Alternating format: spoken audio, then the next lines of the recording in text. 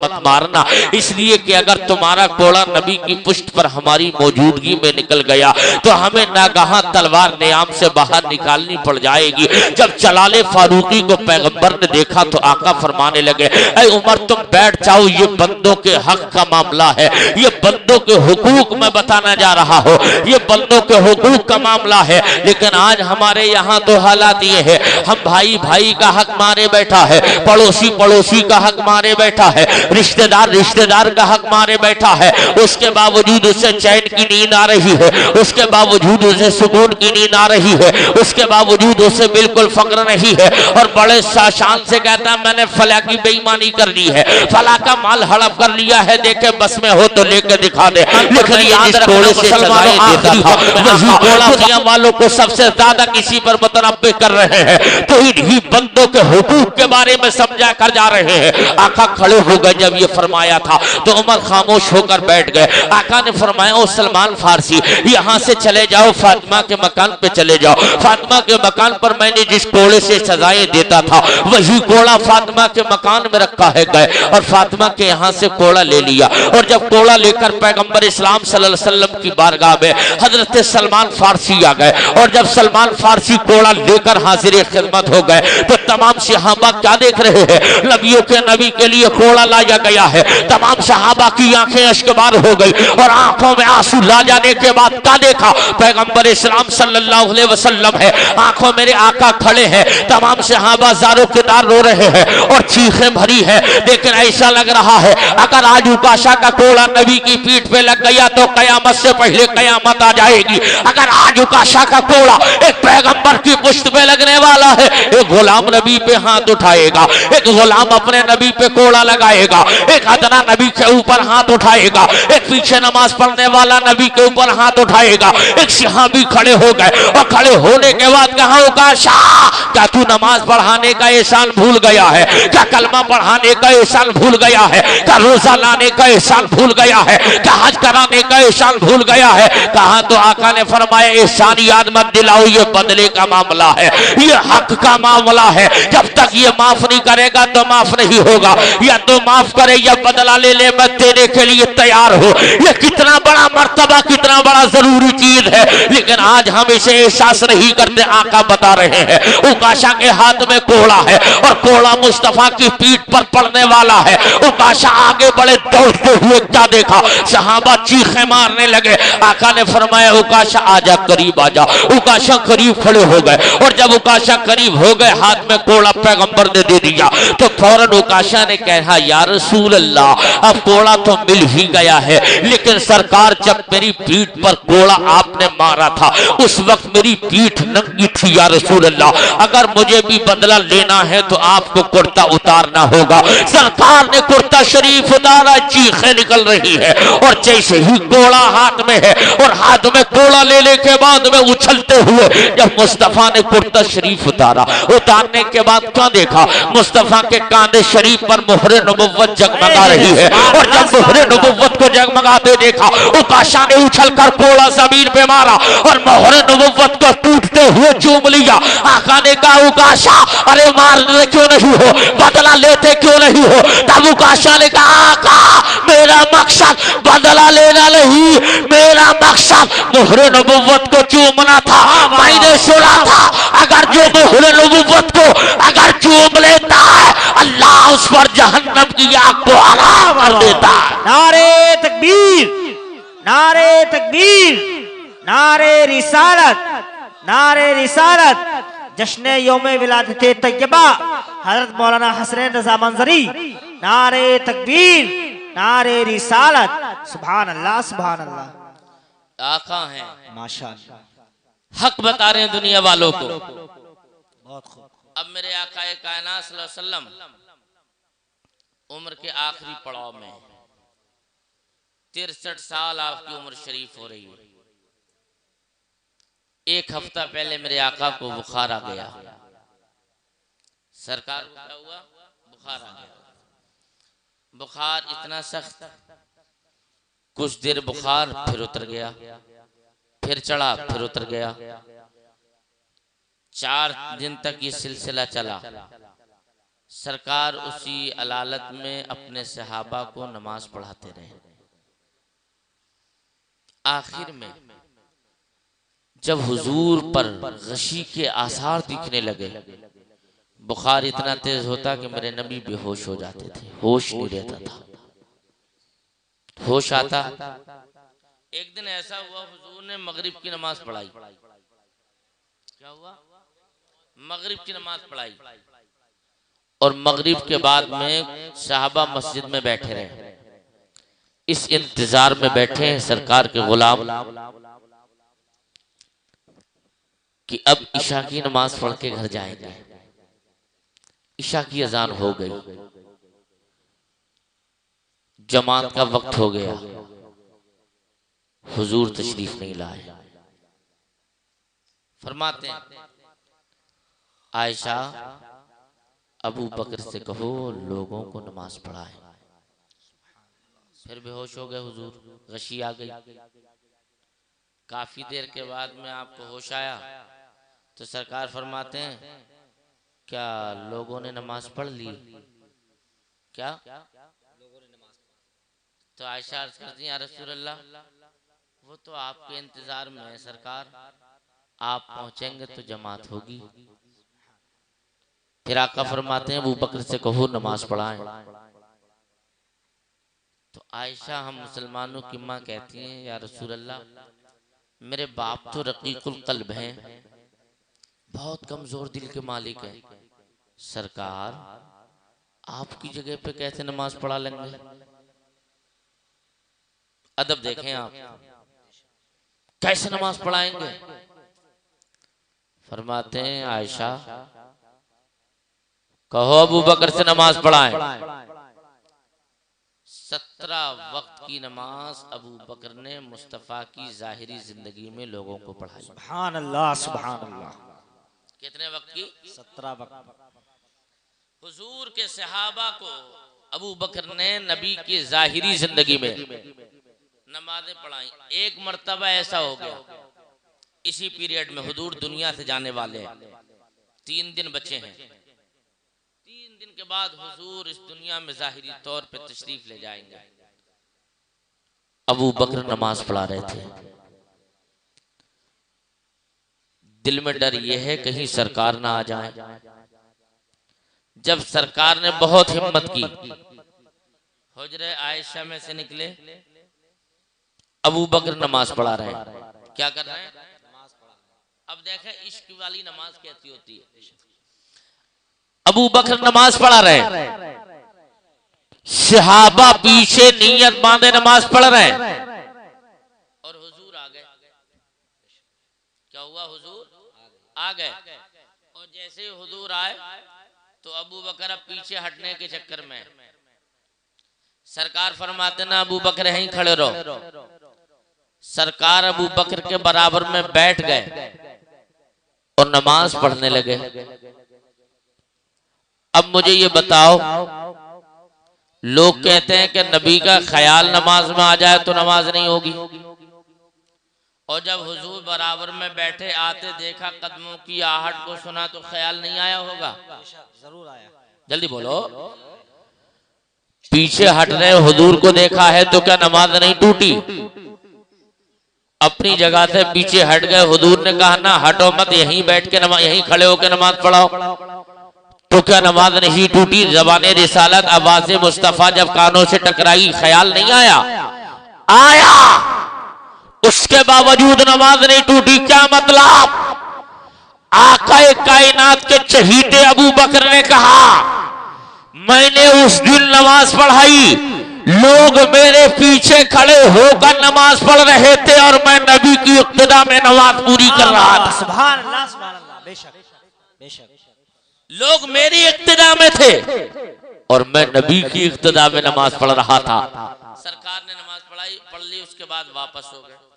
वापस होने के बाद जब मुस्तफा जाने रहमत को बुखार और बढ़ गया, इस कदर बुखार बढ़ता है अब हुजूर से निकला भी नहीं जाता, चला नहीं जाता, लेटे हैं, होश आता है, कभी फिर गशी तारी। इतने में हजरत अब्दुर्रहमान आ गए, अबू बकर के बेटे, सरकार के साले, आयशा के भाई। आ गए, हाथ में मिसवाक है। मुस्तफा ने देखा मिसवाक अब्दुल रहमान के हाथ में, तो आंखों से इशारा किया। आयशा समझ गई हुजूर मिसवाक मांग रहे हैं। अब फरमाती मैंने इतनी ताकत नहीं थी हुजूर की हुजूर के बदन शरीफ में कि मिसवाक को अपने दांतों से भी नरम कर लेते, तो मैंने अपने दांतों से, अपने लबों से मिसवाक को नरम किया और हुजूर के लभाए नाज पर, दंदाने मुबारका पर फेरती रही। और फिरने के बाद मैंने देखा हुजूर अलैहिस्सलाम ने अपने हाथों को ऊपर को किया, हाथ गिरे, हुजूर की रूह परवाज हो गई। इन्ना लिल्लाहि व इन्ना इलैहि राजिऊन। सरकार विशाल फरमा गए। अब आयशा से पूछो। फरमाती है आयशा, आज अपने घरों में दौलत के अंबार लगाने वालों, हुजूर का वो दिन भी सुन लो। आयशा फरमाती है जिस दिन हुजूर विशाल फरमाए थे उस दिन हमारे घर में चिराग में तेल डालने के लिए भी नहीं था। पूरी दुनिया के मुख्तार नबी हैं, मालिक को मुख्तार हैं। सूरज को बुला लें, चांद को दो टुकड़े कर दें, पहाड़ को पीछे पीछे बुला लें। और घर का आलम क्या है? जिस दिन इंतकाल हुआ हुजूर का जाहिरी तौर पे, आपने विसाल किया, उस दिन आपके घर में चिराग में तेल डालने के लिए भी नहीं है। जाहिरी गुर्बत देखें आप, गुर्बत नहीं बल्कि हकीकत यह है कि 6-7 दिरहम आपके यहाँ बचे हुए थे, तो फरमा आयशा जो दौलत मेरे घर में बची हुई रखी हुई है थोड़ी बहुत है, उसे फकीरों पे सदका कर दो। अल्लाह का नबी अल्लाह से इस हाल में नहीं मिलता कि उसके घर में उसकी दौलत रखी रहे, वो खुदा से मुलाकात कर ले। सबको सदका कर दिया। और जैसे ही विसाले मुस्तफा की खबर तमाम सहाबा को लगी, दिल पे दर्द होता। कुफार में अब तो खुशियों की लहर दौड़ गई। अब मुसलमान फिर मुर्तद हो जाएंगे। अब तो जिनका रहबर था वही न रहा, तो अब इनमें दम कहाँ है। लेकिन उन नाबेकारों को कहाँ मालूम है कि अल्लाह ने इस्लाम की हक्कानियत, इस्लाम की फतह जफर के लिए, इस्लाम की बका के लिए अल्लाह ने अपने महबूब का जानशीन अबू बकर की सूरत में अता कर दिया है। हजरत अबू बकर सिद्दीक ने जब मुस्तफ़ा जाने रहमत के विशाल शफर शरीफ की खबर आम होती है, तमाम लोग आ जाते हैं, सहाबा जमा हो गए। हर एक सहाबी की आंखों में आंसू है, हर एक सहाबी की आंख रो रही है। लेकिन रोने का आलम यह है, आकाए कायनात के एक सहाबी है, वो अपने बागीचे में टहल रहे। लेकिन जब बगीचे में अपने खेत पे गए थे, उसी खेत पे जाते हुए उनके बगीचे में किसी कहने वाले ने कह दिया, ओ मेरे भाई, जिस नबी का तूने कलमा पढ़ा है, जिस नबी के बारे में तुम हर वक्त कसीदे पढ़ते हो, आज उस पैगंबर का इंतकाल हो गया, उस पैगंबर का विसाल हो गया है। तो वो सहाबी ने फौरन बगैर चूं चरा के अपने हाथों को खुदा के हुजूर हाजिर किया था और अर्ज कर दिया था, मेरे मालिक मौला, इन आंखों की रोशनी को वापस ले ले मौला, इसलिए कि इन आंखों की रोशनी को अब मैं रख के क्या करूंगा। ये आंखें तब तक कामयाब थी जब तक इन आंखों से मुस्तफा का चेहरा देखने को मिलता था। ऐ मौला, अब इन आंखों की बीनाई का क्या होगा? अब इन आंखों की रोशनी की मुझे जरूरत नहीं है मौला, आंखों की रोशनी वापस ले ले, इन आंखों की रोशनी को वापस ले ले। अब आंखों की रोशनी को मैं क्या करूंगा? रख के दुआ कबूल होती है, आंखों की बीनाई सल्ब हो जाती है। और सल्ब हो जाने के बाद क्या देखा? सहाबाए कराम जमा है मस्जिद नबवी में, फारूक आजम के हाथ में तलवार है और हाथ में तलवार लेकर इरशाद फरमाते हैं कि रोहे सहाबा, अगर किसी ने ये कह दिया कि मुस्तफा का इंतकाल हो गया है तो उसकी गर्दन होगी, उमर की तलवार होगी। उमर फारूक आजम जब ये कह रहे थे, बिल्कुल दीवानों की तरह, पागलों की तरह ये घूम रहे थे। इतने में अबू बकर सिद्दीक चले आ रहे हैं और आने के बाद में सबसे पहले हुजरे आयशा में कदम रखा, आका के चेहरे पे सर पर्दा हटाया और कपड़ा हटा करके सलाम अर्ज कर दिया था। और सलामी के बाद में बाहर आए थे और आकर के एक खुतबा इरशाद फरमाया और कहा कि मुस्तफा के गुलामों सुनो, अगर तुम मोहम्मद का कलमा पढ़ते थे, अगर मोहम्मद को खुदा मानते थे, तो मोहम्मद का आज इंतकाल हो गया है। अगर उसको खुदा मानते हो जिसने मोहम्मद को नबी बना करके भेजा है, तो वो खुदा हमेशा से है, हमेशा रहने वाला है, उसे कभी मौत नहीं आएगी। जब इतना कहा तो उमर फारूक आजम फरमाया फरमा रहे हैं। हजरत अबू बकर की इस तकरीर ने मेरे दिल के पर्दे को उठा दिया और मैं आज समझ गया कि अब मेरा नबी जाहिरी तौर पे तशरीफ ले गया है। हजरत मुकर्रम याद रखिएगा, अब मुस्तफा की तजहीद तकफीन का इख्तिताम होता है। आकाई कायनात को गुस्ल शरीफ दिया जा रहा है और आका को हुजरे आयशा में दफन करने के लिए कब्र तैयार की जा रही है। और जब कब्र तैयार हो जाती है, आकाई कायनात को गुस्ल दिया गया और गुस्ल देने के बाद में आका को जब कब्र शरीफ में उतारने के लिए चले हैं तो हजरत कुसुम इब्ने अब्बास नबी को कब्र में उतारने चले हैं। हजरत फजल इब्ने अब्बास नबी को कब्र में उतारने चले हैं। हजरत मौलाई कायनात ने मुस्तफा को कब्र में उतारने के लिए जब कब्र रसूल में उतर गए, क्या देखा,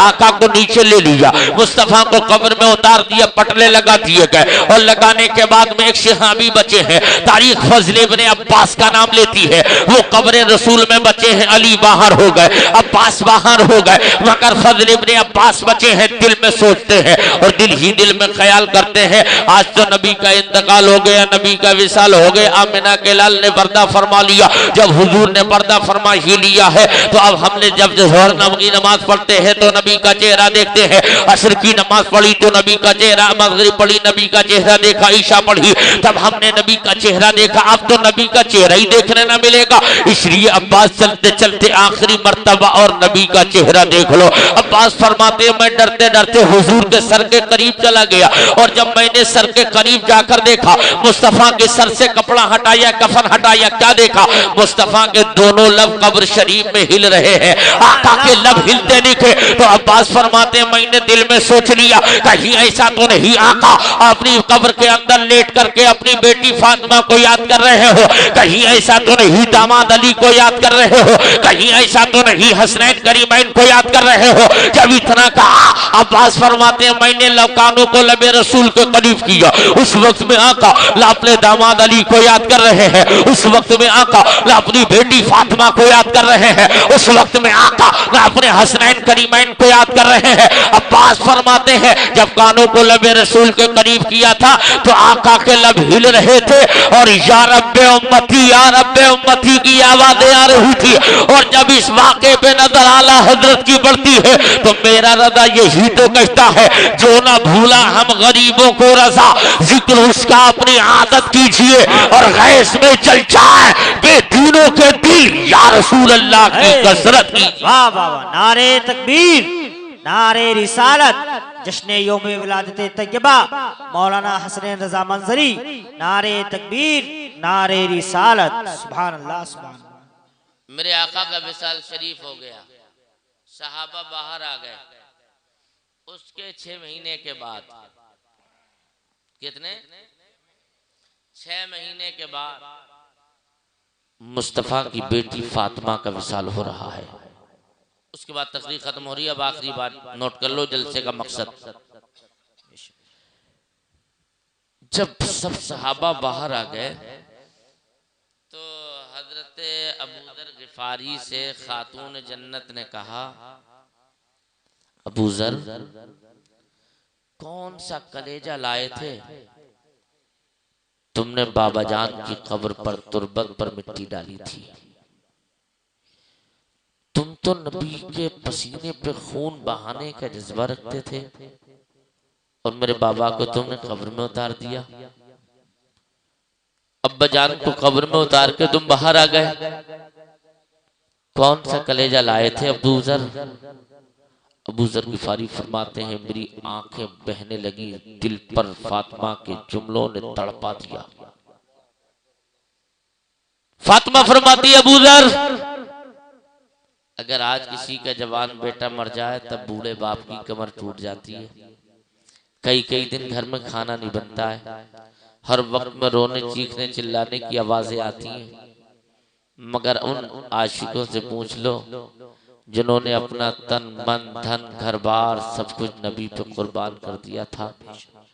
जो पूरी कायनात में सबसे ज्यादा अगर किसी को कुछ महबूब था तो उन सहाबा को आमना का लाल महबूब था।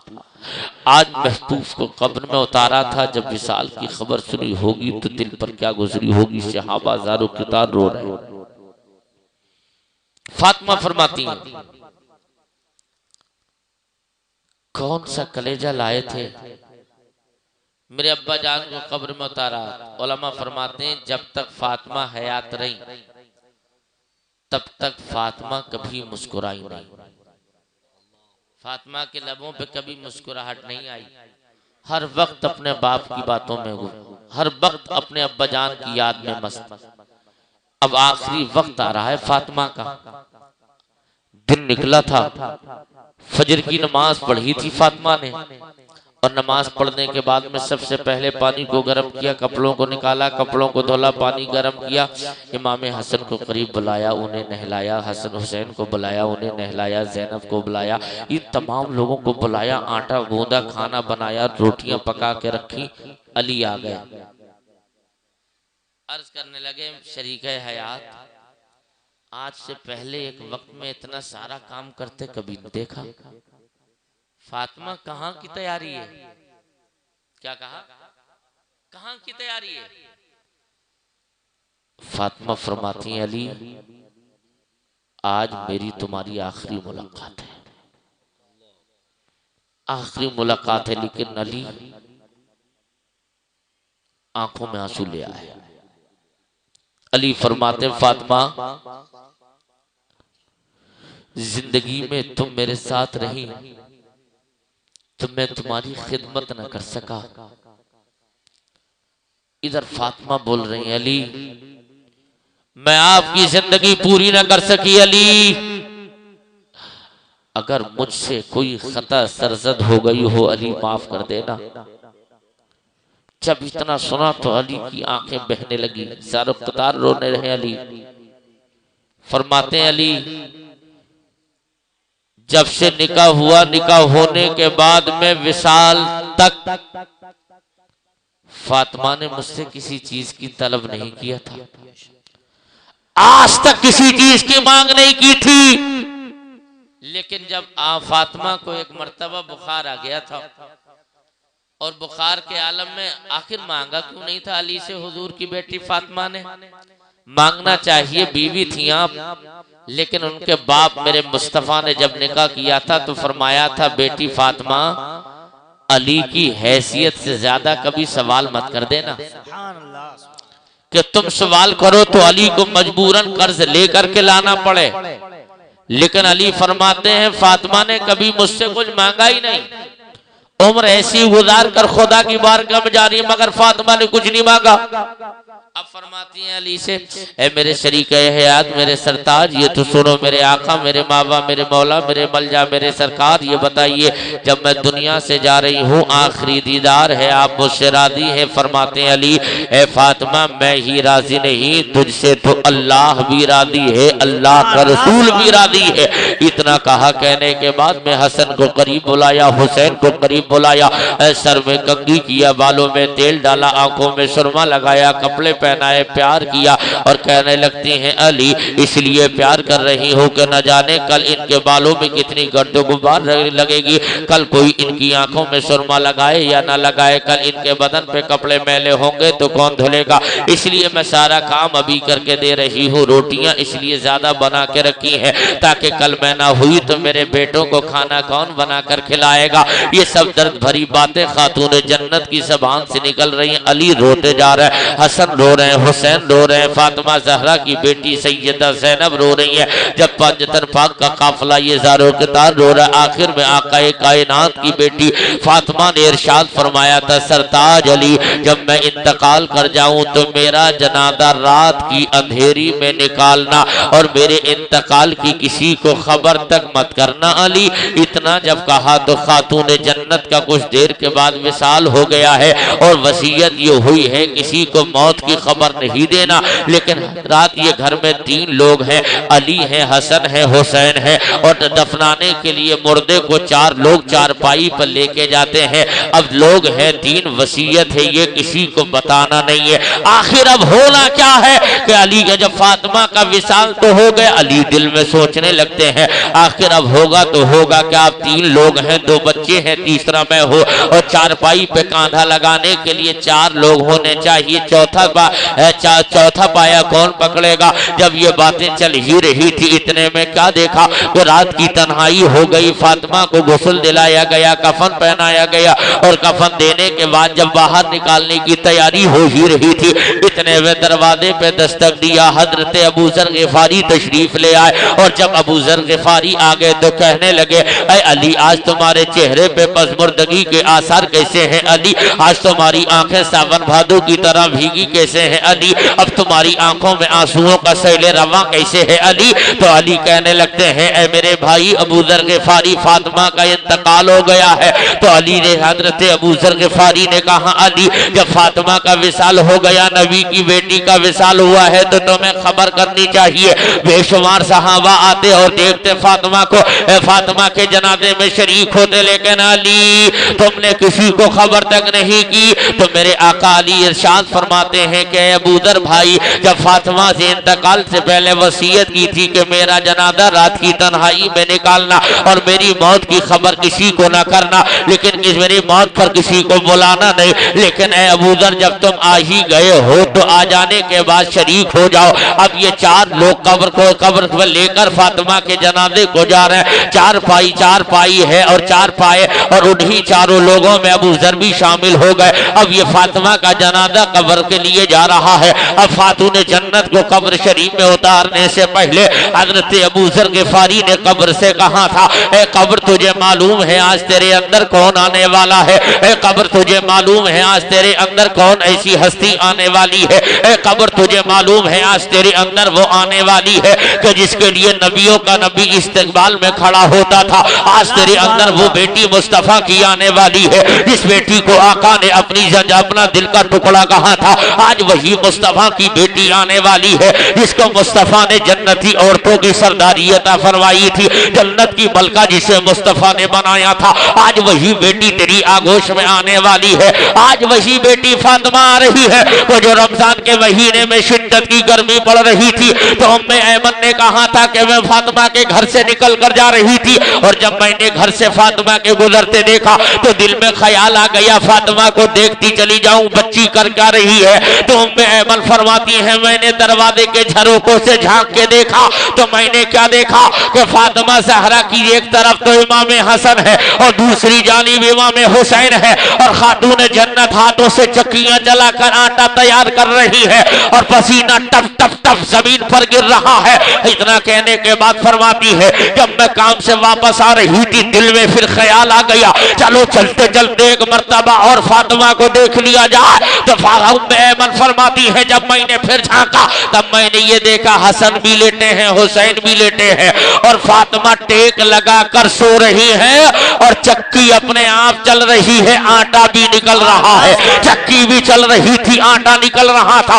आज मुस्तफा की वही बेटी जब ये तमाम कसीदे फज़ाइल व मनाक़िब बताने के बाद अबू जर कहते हैं, कब्र आज तू किस्मत पर जितना नाश करे कम है। आज तेरे अंदर नबियों की बेटी आ रही है, आज तेरे अंदर वो आ रही है जिसके लिए मुस्तफा ही नहीं, जिसके लिए पूरी खुदाई इस्तिक़बाल में खड़ी होती है। और सुलह कब्र जिसकी सबसे बड़ी अजमत ये कि सारे लोगों की रूह तो अल्लाह का फरिश्ता जिब्रील कब्ज करता है, मगर फातिमा की रूह को खुद परवरदिगार ने कब्ज किया है।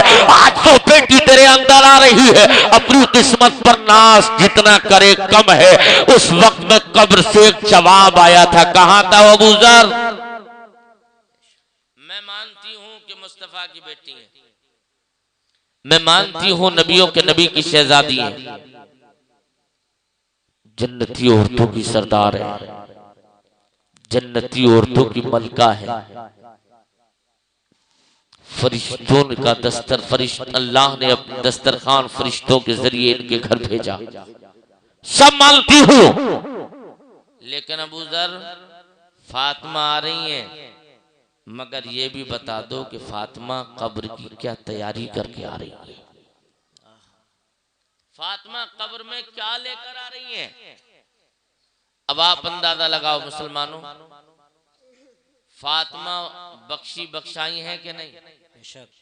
अबे जन्नत की मलका, जन्नत की सरदारी उसी को तो मिलेगी जो जन्नत में जाएगा।